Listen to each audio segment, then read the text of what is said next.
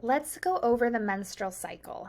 So I will be using this visual from the Encyclopedia Britannica because it is a lot easier to have a visual aid to really see what's going on at the different phases of the menstrual cycle.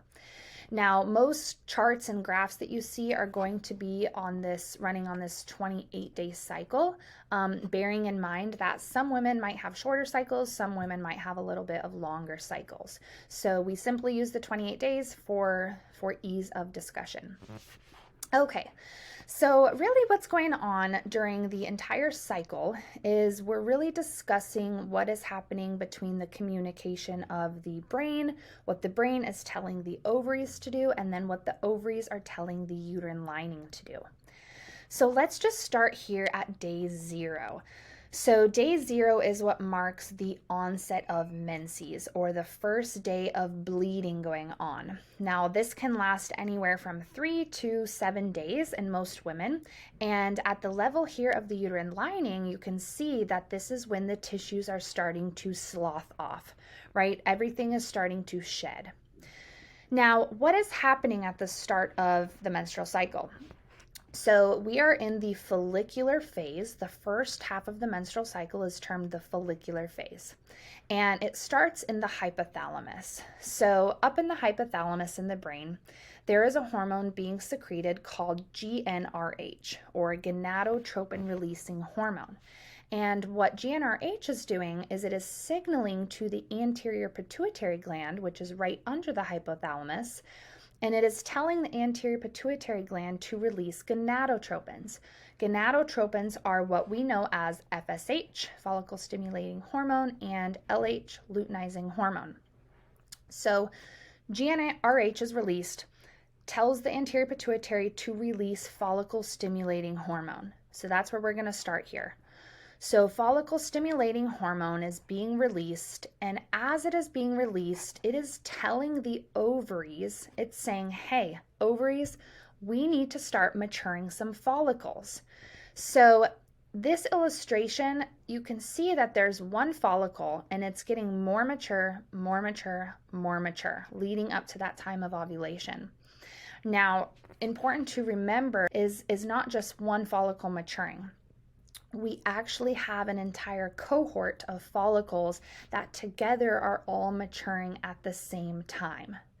Okay, so FSH is telling these follicles, get more mature, and as they're maturing, and first actually, just to go over the structure of a follicle a little bit better, as we can see here, this is our follicle, and there's these little tiny cells in the inner layer, and these are called granulosa cells. And then what they're doing is they're surrounding and really nourishing that egg, which is this little guy here in the middle. And then the outer layer of the follicle, which we can't really see well in this picture, this is made up of theca cells. Okay, so as the follicles are maturing, these granulosa cells, they are producing estrogen. So we can see here that as the follicles mature, estrogen is getting higher and higher and higher. Now, as these follicles are maturing, only one follicle gets chosen to be the one that gets to ovulate its egg. So one of these follicles is getting bigger, it's getting better, it's becoming the queen follicle, if you will. It is the star of the show. So as we are reaching ovulation, we're getting closer and closer to ovulation, we get a lot of estrogen. And this high amount of estrogen sends a signal to the brain that says, hey, this star follicle, this mature follicle is ready to go. She's ready to ovulate. Send us a signal. And so the brain then sends a big surge of luteinizing hormone. And luteinizing hormone's role is to make ovulation happen.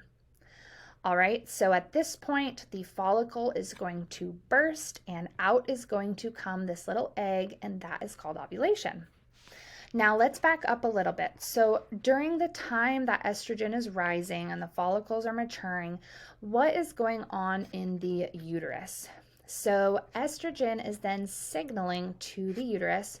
It's saying, we need to get everything ready. We need to grow your tissues, get everything nice and thick and juicy and fluffy and ready, because hopefully After we ovulate, we're going to fertilize an egg, and that's going to come and live in these tissues. So estrogen is really prepping the uterus and growing it to provide a good home for a potential embryo.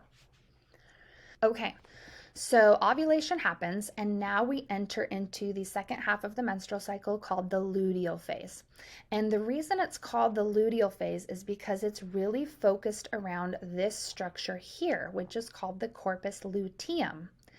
So after the egg is released, this follicular tissue that's left behind, it turns into the corpus luteum.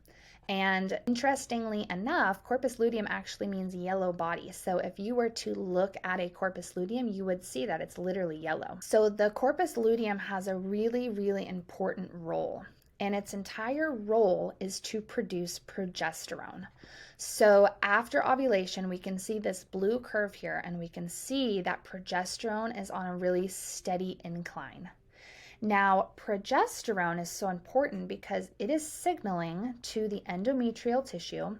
It is saying, stop everything, calm down, chill out. We don't need to grow anymore. We just need to hold on to everything that we have just created. Because hopefully, again, we are hoping that an embryo is going to come and implant in these tissues, and we don't want them sloughing off and preparing for a menstrual cycle. So progesterone is really telling everything to stay, and its role is to maintain that endometrial lining. Now, the corpus luteum is also producing little bits of estrogen as well, but progesterone is really the dominant hormone here. And because these two hormones are still being produced, we can see that our FSH levels are low here because we already have this follicle that has matured and ovulated, so there is no need to stimulate and mature more follicles. So what happens if the egg was ovulated and it was not met by a sperm and it was not fertilized?